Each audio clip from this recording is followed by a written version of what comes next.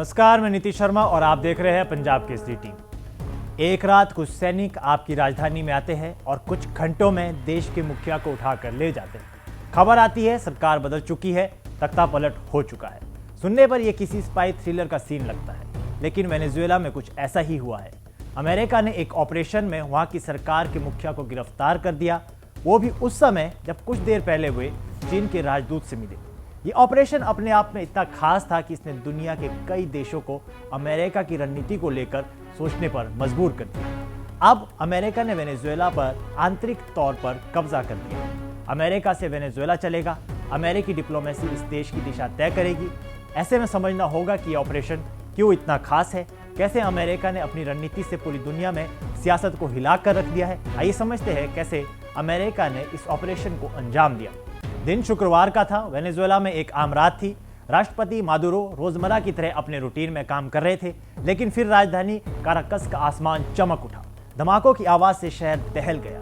अमेरिकी special force के लड़ाकू विमान शहर के अंदर पहुंच गए थे। शहर में कई सैन्य ठिकानों पर हमला किया गया। इसके बाद अमेरिका ने वेनेजुएला के राष्ट्रपति निकोलस मादुरो को और उनकी पत्नी सिलिया फ्लोरेस को गिरफ्तार कर लिया। इस ऑपरेशन को नाम दिया गया ऑपरेशन एब्सोल्यूट रिजॉल्व। अमेरिका ने अपने इस तानाशाही कृत्य के डिफेंस में तर्क दिया कि यह कार्रवाई नार्को टेररिज्म, ड्रग तस्करी और हथियारों से जुड़े आरोपों के तहत की गई। आपको बता दें कि इस मिशन के लिए लंबे समय से तैयारियां की गई। यह मिशन कैरिबियन क्षेत्र में कई महीनों तक चली अमेरिकी सैन्य तैनाती के बाद हुआ। इस दौरान 30 से ज्यादा संदिग्ध ड्रग तस्करी करने वाले जहाजों को रोका गया। ऑपरेशन रात में चुपके से किया गया, जिसमें इलेक्ट्रॉनिक वॉरफेयर और अंदरूनी खुफिया जानकारी का इस्तेमाल हुआ ताकि किसी को पहले से भनक न लगे।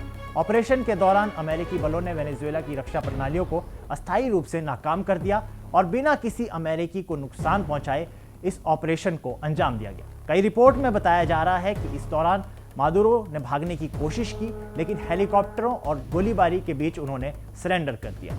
इसके बाद उन्हें न्यूयॉर्क लाया गया। अमेरिकी सेना ने कैसे दिया मिशन को अंजाम?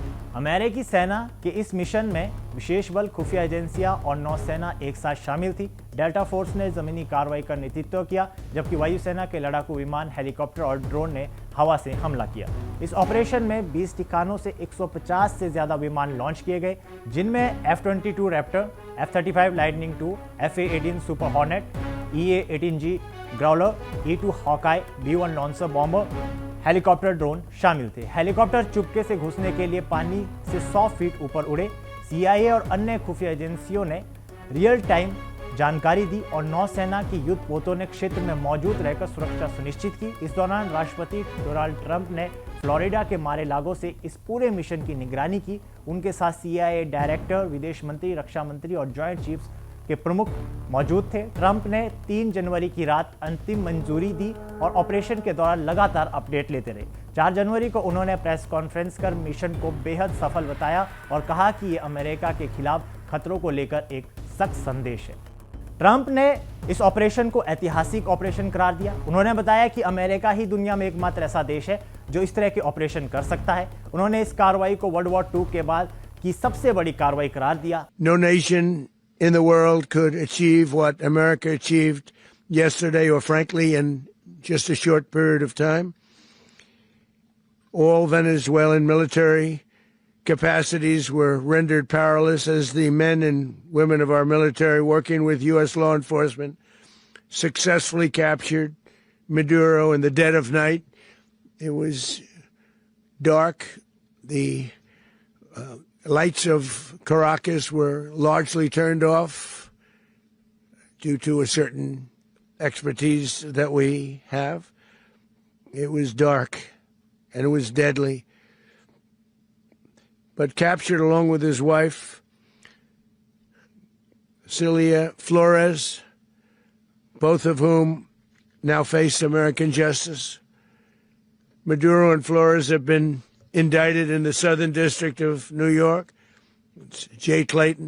वहीं वैश्विक स्तर पर इस मुद्दे पर सवाल उठ रहे हैं जिसमें यूक्रेन के राष्ट्रपति ने ट्रंप से रूस में इस तरह के ऑपरेशन करने की मांग की है।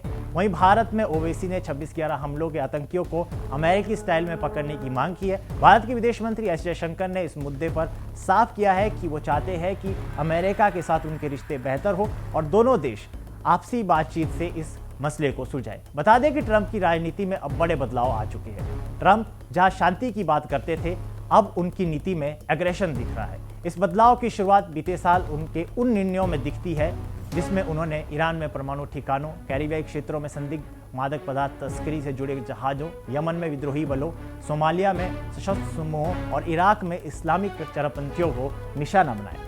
अमेरिकी राष्ट्रपति के संबोधन के बाद क्यूबा और कंबोडिया में वेनेजुएला की तर्ज पर तख्ता पलट की आशंका बढ़ गई है। ऐसे में यहाँ यूएन और यूरोपियन यूनियन के रवैये को भी देखना होगा। इस पर सवाल उठ रहे हैं कि रूस के खिलाफ आप अलग नीति अपनाते हैं और जब बात अमेरिका की आती है तो आप अमेरिका के एक्शन को जायज़ ठहराते हैं। यह समझने वाली बात है कि आखिर ये देश दुनिया का नैरेटिव कैसे तय कर पाते हैं। अमेरिका का वेनेजुएला पर हमला सीधे तौर पर वहां की आंतरिक राजनीति पर हमला है। ऐसे में वेनेजुएला में अमेरिका के एक्शन के बाद अब उन देशों की चिंताएं भी बढ़ गई है जिस पर ताकतवर देश अपना दावा ठोक रहे हैं, जैसे चीन का ताइवान पर दावा है। आने वाले दिनों में वैश्विक स्तर पर इस राजनीति में क्या बदलाव होंगे, इन सब पर हमारी नजर बनी रहेगी। फिलहाल के लिए इस खबर में इतना ही। देश और दुनिया की बड़ी खबरों के लिए देखते रहिए पंजाब केसरी टीवी। हमसे जुड़े रहने के लिए हमारे YouTube चैनल को सब्सक्राइब करें और नई वीडियो की नोटिफिकेशन के लिए बेल आइकॉन को दबाएं।